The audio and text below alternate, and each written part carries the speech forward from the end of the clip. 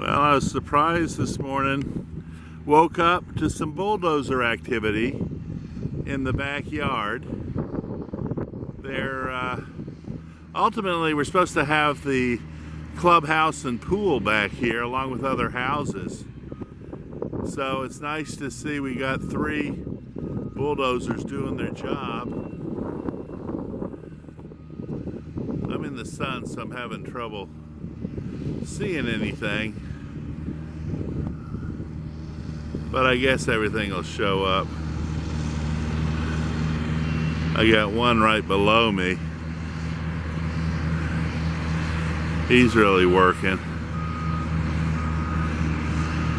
Yeah, so ultimately we'll see some rooftops here, Lord willing. And right now all we see back here are deer. So the poor little deer are gonna get displaced. That's progress, Mr. Cotton would say.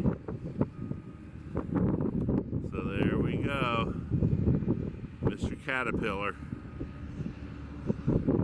Okay, that's it for the recording.